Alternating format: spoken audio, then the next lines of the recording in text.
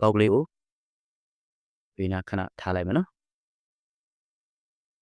โอเคပေးလို့မရဘူးနော်ပြီးတော့အားလုံးပြီးမှပဲโอเคပေးလို့ရမှာဖြစ်ပါတယ်ပြီးရင်ကျွန်တော်ဒီမှာအကွက်ကလေးကျွန်တော်ဆွဲသွားရတယ်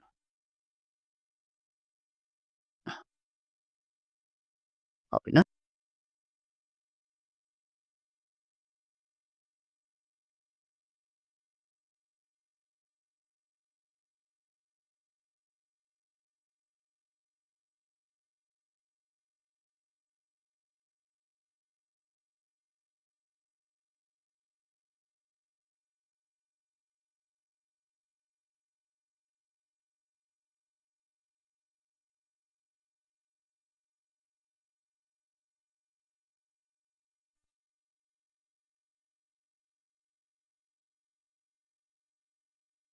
တွဲတစ်ခုရှိရကျွန်တော်ဒီ polygon တစ်ခုကိုကျွန်တော်အဝန်းပိုင်းတစ်ခုပဲ